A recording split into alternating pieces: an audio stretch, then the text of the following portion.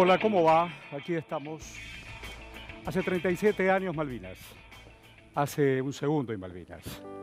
Siempre Malvinas. Malvinas son y serán argentinas. Hoy es el día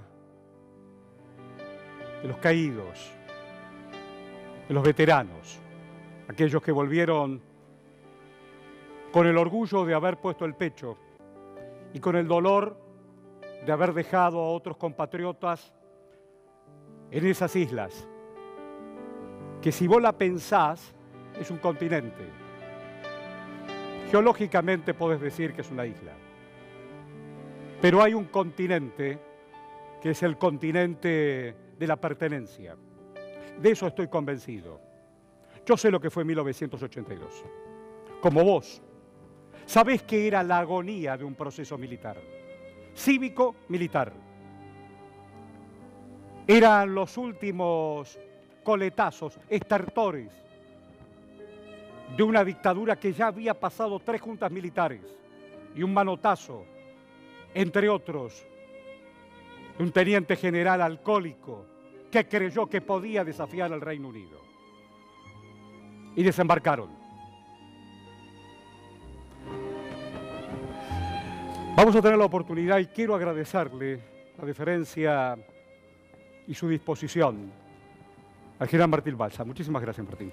No, muchísimas gracias, Mel. Por favor.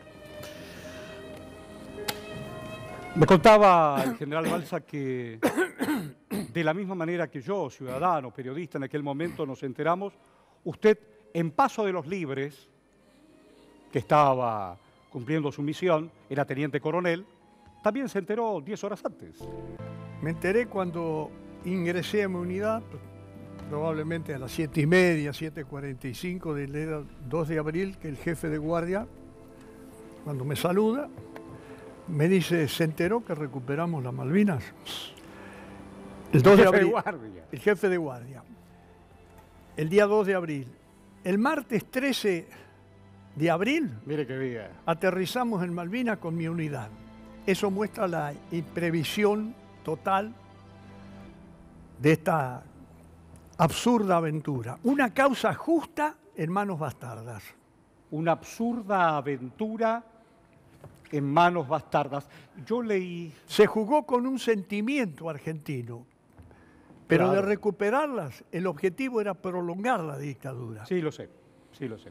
Yo digo, he leído pensamientos suyos estos últimos días, cuando usted titula lo que no debemos olvidar. Y yo le pregunto, tomando su título, ¿qué es lo que no debemos olvidar de Malvinas? De esta guerra de Malvinas. Que hombres argentinos, al margen de esa absurda decisión política de ir a la guerra, esos hombres argentinos de las 3 Fuerzas Armadas, de nuestras fuerzas de seguridad, un puñado de civiles había también ahí colaborando, todos peleamos por un sentimiento. No peleamos por Galtieri, no peleamos por la Junta Militar, peleamos por un sentimiento Malvinas. Y en este sentido, debo expresar mi reconocimiento al adversario, a los británicos. Ellos, sabiendo que la victoria iba a ser de ellos, sin lugar a dudas, no escatimaron esfuerzos en lograrla. Y nosotros, sabiendo que era inevitable la derrota, los hombres argentinos que pelearon por un sentimiento, pelearon hasta el último momento, Sí, lo sé. Sabiendo que la victoria no iba a ser nuestra. Yo digo, tuve la oportunidad histórica. Usted estaba al frente del ejército, lo acompañamos algunos periodistas, nuestro compañero Santo Biasati, el quien le habla, y usted fue a darle la mano a Jeremy Moore, ese hombre que ante Menéndez se tuvo que rendir. Menéndez ante Moore en la representación británica. Y usted fue a dar la mano. En una visita oficial invitado por el jefe del ejército británico en octubre de 1996, cuando terminó la visita oficial, se había coordinado, al margen de la coordinación con el ejército británico, se había coordinado que el general Jeremy Moore iba a ir al Hotel Berkeley Londres. de Londres a saludarme. O sea, el general victorioso de Malvinas iba a saludar a uno que en el combate había sido un teniente coronel modesto que ni nos conocíamos. Llegó en taxi con el clásico paraguas. Me acuerdo perfectamente. Saludamos, conversamos aproximadamente 1 hora. Tengo de él el mejor de los recuerdos. Un digno general inglés que reconoció a los soldados argentinos el comportamiento y la profesionalidad de las Fuerzas Armadas Argentinas mucho más que cualquier general argentino o de las otras fuerzas. ¿Es cierto que Moore le dijo a usted, su artillería, a usted le dijo, casi me mata, porque usted había disparado donde había sentado su puesto? Me contó varias cosas curiosas, graciosas. Me dice que los soldados le decían que él tenía fama de jetatore. Epa. Porque donde él aterrizaba con un helicóptero, recorría, atraía el fuego de la artillería argentina. Y dice, su artillería casi me mató. Y le dije, general, me alegro que eso no haya ocurrido y que estemos tomando acá un té en Londres. Un digno general. ¿Cómo se reivindica hoy a los caídos? Recordándolos, pero sobre todo el mejor homenaje que le podemos hacer a nuestros muertos ya excede el marco de lo que yo puedo expresar como combatiente. Es lograr respetarnos como sociedad, aceptar el disenso que puede enriquecernos, pero que a veces no vemos que sea así. Aceptar lo indispensable que es el diálogo. ¿Hay que sentarse a hablar con Londres? Creo que sí, pero no aceptar acuerdos como de pesca que siempre favorecen a ellos, sino nunca ceder en la luz final del túnel, que es la reivindicación de la soberanía sobre esas irredentas islas. Creo que el diálogo, y no la fuerza, y menos su expresión más nefasta, que es la guerra, claro, es la solución. Yo digo, para aquellos, los más nuevos, los más jóvenes, recuérdeme ese teniente coronel, hoy general, es jefe del ejército, ese teniente coronel, cuántos hombres tenía, dónde estaba y cómo era su estrategia y táctica. El 2 de abril tomé conocimiento, el 13 llegamos con mi unidad tenía más de 500 hombres, pero por razones de transporte solo nos asignaron 3 Hércules en la base de Bahía Blanca, Almirante Sar, creo que era. Así es, Almirante Sar. 3 Hércules y a la mañana siguiente 2 aviones de aerolíneas, 2 737. Entonces tuve que seleccionar personal porque no podía pasar con todos. ¿Con lo mismo que volvió? Quedaron allá Teniente Ramos, el cabo primero Quispe. Dios dispuso, lo dispuso Dios y también la profesionalidad de mis oficiales, de mis suboficiales y de mis soldados. A todos los soldados, esos inolvidables litoraleños, sobre todo el 80% eran correntinos, con un puñado de chaqueños, misioneros y formoseños, a todos los trajimos de vuelta. Yo digo... Y de los 25 heridos, el 50% fueron oficiales y suboficiales. Era muy difícil. Yo digo, yo era un muchacho, ya había hecho el servicio militar, pero esos muchachos con tan poca preparación, ¿cómo podían enfrentarse a semejante león y tigre? Porque fueron como fueron, ya lo sabemos. ¿Cómo fue eso? Pero hay que... Ese mano a mano. Bueno, quiero hacer una aclaración, ¿no es cierto? Obviamente que una decisión de una guerra tiene que ser algo muy pensado, porque es algo terrible y esta incompetente, esta incapaz junta militar, secundada por un grupo de aduladores que le decían todos sí, es una cosa. Pero cuidado con en cuanto bajamos al nivel táctico, donde mueren las palabras, donde se combate, sí. Hubo unidades instruidas, sobre todo de la Brigada 3, con asiento en Corrientes. Claro. Una de esas unidades, había unidades de infantería, de otro, era la mía. Esa brigada tenía un sistema de incorporación trimestral, o sea que se incorporaban cada 4 meses. De manera que yo fui con una unidad en un 90% bien instruida. Y particularmente habíamos hecho mucho hincapié en artillería, estoy hablando de mi unidad, en el combate nocturno. Fue una premonición, porque en Malvinas el 80% de la actividad de la artillería fue de noche. De manera que fuimos con una unidad instruida. Había otras unidades instruidas, particularmente las compañías de comando 601, 602, la artillería antiaérea, el batallón de infantería marina número 5, entre otros. Y el general Moore, usted me lo ha hecho recordar recién, en esa conversación en Londres, en el hotel, me dijo que él notaba que en algunos momentos y sectores del combate ellos encontraron mucha resistencia. No es poco. No basta con ser heroico. No. No basta con encontraron mucha resistencia que no encontraron en otro sector. Y eso era real. Le dije sí, porque ustedes cuando atacaron, por ejemplo, Monte Tumbledon, con el batallón de infantería marina número 5 a cargo del entonces capitán Roacio, esa era una unidad, posiblemente la unidad de infantería mejor instruida. Y nos apoyamos, yo lo apoyé con los fuegos como si hubiéramos trabajado juntos siempre. Y no habíamos trabajado juntos nunca. En esta historia, porque a los más nuevos le digo, en aquel momento la Argentina era gobernada por 3 fuerzas armadas. Había un presidente, pero 3 fuerzas armadas. La Marina se replegó. Cuando necesitaron a la Marina, se replegó. La Marina argentina. La Marina... ni siquiera, y esto lo dice el informe Rattenbach, sí, yo lo repito, sí, señor. Perdón, lo soporté. Fui testigo del Consejo Supremo de las Fuerzas Armadas. Lo soporté en Malvinas. La flota de mar se borró del combate. La flota de mar se borró. La flota de mar. Ni siquiera intentó disputarle el control marítimo a los británicos. Ahí estaba Anaya.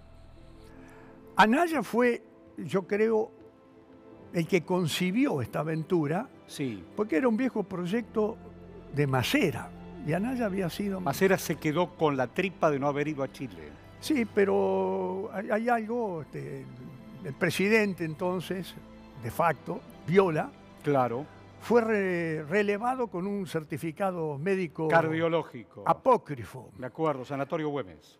Y Anaya le dijo a Galtieri que él lo apoyaba para integrar la Junta, y ahí está, pero tenía que acompañarlo en esta aventura. Lo tenía que acompañar en esta aventura. Y claro, como fue. No obstante, la flota de mar no le disputó el espacio marítimo. Y en una guerra insular, perdón. Guerra insular. Los ejemplos, sobre todo de la Segunda Guerra Mundial, sí, si no se tiene el control del mar y el control del aire, no hay posibilidades de éxito. No. Acá el control del mar, totalmente británico, trajeron una flota de más de 100 buques, los cuales la mitad logísticos, y el control del aire era totalmente británico como consecuencia de los portaaviones que teníamos ahí. Esto va más allá de los gestos heroicos, porque hay gestos de la Fuerza Aérea, de pilotos, pero hoy, Crónica, querido Pampa, ¿me ayudás con la promo? Va a mostrar el otro lado. ¿A qué hora es? 22:50. Mándame la promo y me va a servir para hacer una pregunta al general Balsa, por favor. Esto también es Crónica. A ver.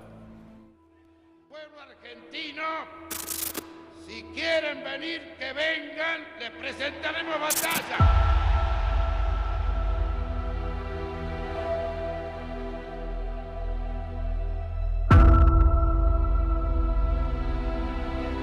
Vos hace rato que tenés ganas de decir algo y no te animás.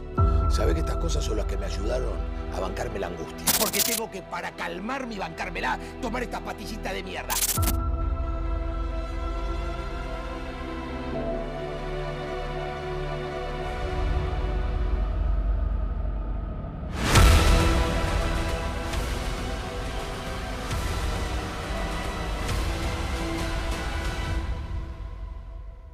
Sos un héroe, Ramón. Y algún día la sociedad va a reconocer lo mucho que hicieron por la patria. Como Crónica no olvida, los que volvieron, ¿cómo volvieron? ¿Cuál es la otra guerra interior en esos seres humanos? Más allá de la bomba que estalla, del compañero que muere, del regreso, de la derrota. ¿Cómo se vuelve? Quería completar lo anterior, si usted me permite. Por supuesto. Expresar mi reconocimiento a la valentía y a la profesionalidad de nuestros hombres de la Fuerza Aérea y de la aviación naval, que hicieron lo que pudieron, pero el control del aire lo tenían ellos con los portaaviones. El momento más ingrato, en mi percepción, fue el regreso. No tanto de los oficiales, porque nosotros nos quedamos unos 500 oficiales, un mes prisioneros de guerra. Primero en San Carlos y después arriba del barco. Sí, 15 días en San Carlos y 15 días en un buque que llegó luego a Puerto Madre. Pero los soldados vinieron un mes antes. Y por la puerta de atrás. Fueron recibidos en el anonimato, en la noche.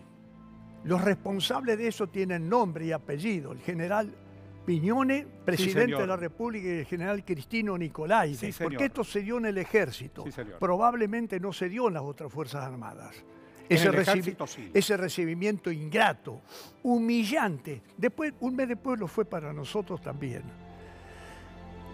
¿Por qué? Y porque nosotros éramos la muestra de la incompetencia de ellos. Tenía que haber un pacto de silencio. Y los echaron de los cuarteles. Porque cuando yo regresé, ya no encontré ninguno de mis soldados. Los echaron sin revisación médica ni nada, lo cual ocasionó traumas de lo que se conoce como el estrés postraumático.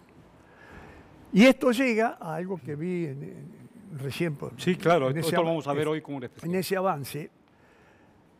Y hay algo paradójico que a veces no es suficientemente conocido. El estrés postraumático, esto es para los especialistas, yo no soy especialista, puede darse durante el combate, o alguno, inmediatamente después, o varios años después, como se ha dado. Y hablamos del suicidio. Desconozco el número exacto de los suicidados. Por ahí se dice 500, otros 300 y pico, pero no importa. Tomemos una cifra de 300 y pico suicidados. Pero también tengo conocimiento que un número similar de suicidios ocurrió con los soldados británicos. ¿Con los británicos? Con los británicos también tienen. Quiere decir que lo inútil, lo horrible, es la guerra. Porque también el vencedor tuvo un número elevadísimo, casi como nosotros, de suicidados. Entonces no es ganar y perder. Es los otra dos cosa. pierden. Los dos pierden. En la guerra. Ese poema de Borges que Juan y John. Sí. Son dos cara a cara. Pero 2 días después de la rendición, recuerdo que sería el día 16 de junio, se acercaron a la posición mía de artillería 3 o 4 británicos, no sabíamos, después ellos mostraron el grado, empezamos a conversar en forma muy tirante primero, muy respetuosa. Querían ver los cañones, yo digo, están ahí. Empezamos a conversar.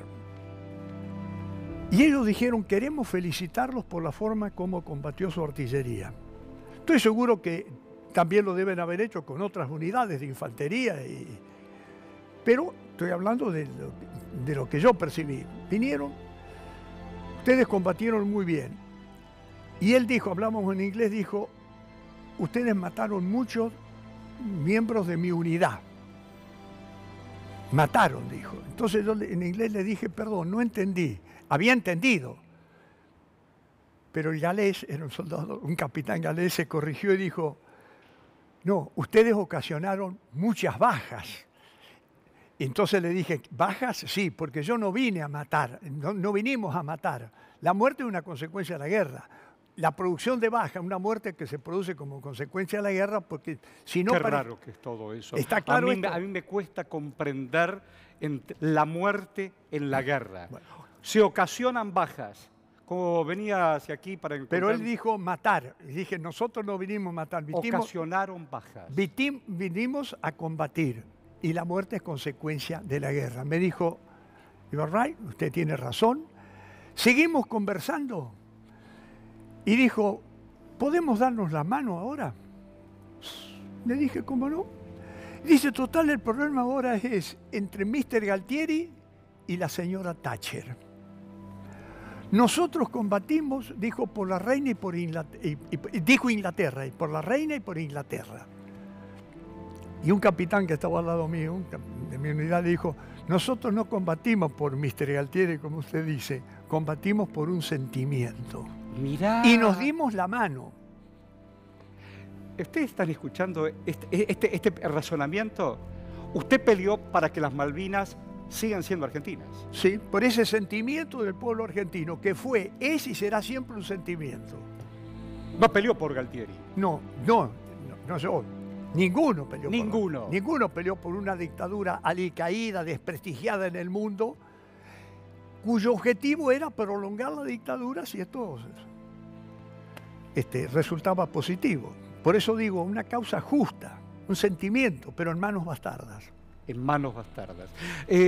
Cuando se habla de proceso civil-militar, había un canciller. Yo lo conocí, lo entrevisté varias veces, que era Nicanor Costa Méndez. Él ya quería la guerra todavía en la época de Onganía. Ya quería. Y yo escribí una frase, reescribí que usted sobre Costa Méndez fue tan relevante como ineficaz. Totalmente. ¿Qué pasó ahí? Y totalmente, la gestión de Digo, él. porque uno dice la diplomacia, ¿por qué no lo resuelven diplomáticamente? Pero yo en uno de mis libros, Malvinas, Gesta e Incompetencia, cito, es una versión, me la dieron bastante confirmada, que Costa Méndez habría dicho en el Círculo de Armas aquí, en un almuerzo, yo soy el canciller que va a recuperar las Malvinas. Él quería eso. Por lo menos hay versiones que dicen que habría dicho eso. Había un presidente, el de Perú, Pérez de Cuéllar, por ejemplo. Sí.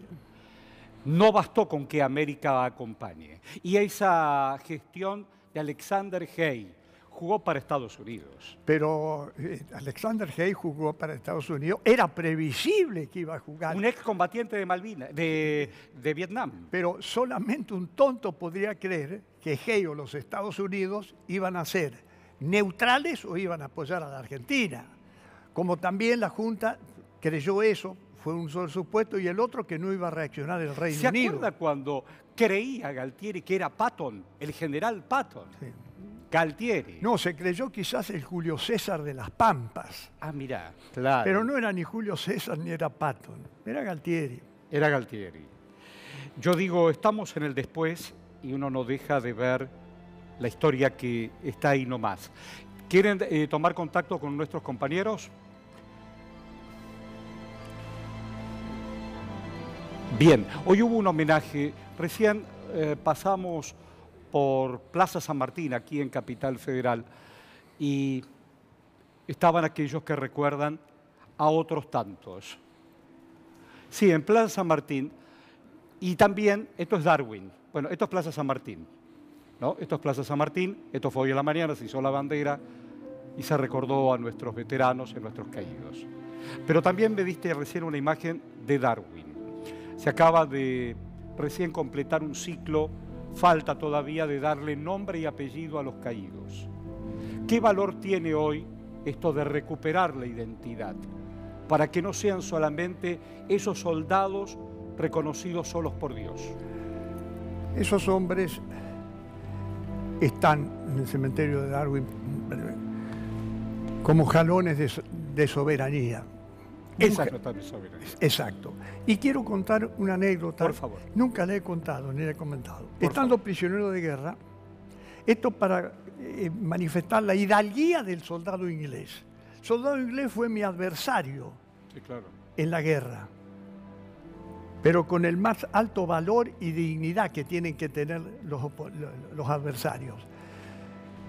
Vinieron a donde estábamos y dijeron que iban a hacer una ceremonia breve, muy simple, en el cementerio, sí, que no era era un cementerio improvisado con cruces hechas en forma artesanal de argentinos. Y un capellán católico británico dio un responso para esos, parece lo que hoy es este cementerio, el primer responso que se dio, lo dio un capellán inglés, estábamos algunos prisioneros de guerra, hacía mucho frío, mucho viento, fuimos, y me acuerdo que algunos tenían los nombres, porque los soldados, por ejemplo, los oficiales y suboficiales míos que quedaron, uno tenía, le encontraron fácilmente la identificación, o sea que ahí ellos le habían puesto los nombres. Me toca hacer una pregunta. Yo tengo, sí. Honda. ¿Lloró en Malvinas? Sí. ¿Lloró en Malvinas?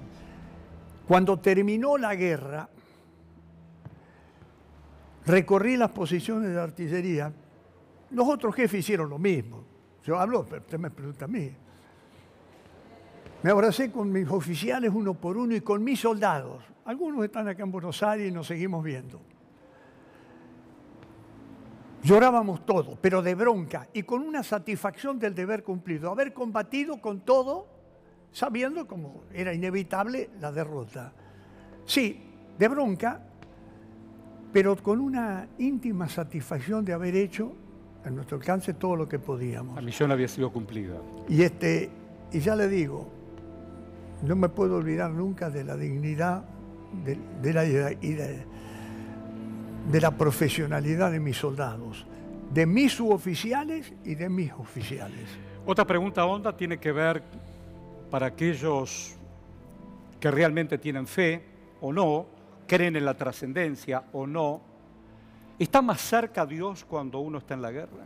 ¿O Dios está ausente? Cuando conversé en el campo de prisioneros de guerra, no el 16 de junio, sino después, en el campo de prisioneros de guerra, con algunos británicos, y luego en el buque, brevemente, comprobé que muchos de ellos eran católicos y le habían pedido a la Virgen María que los ayudara.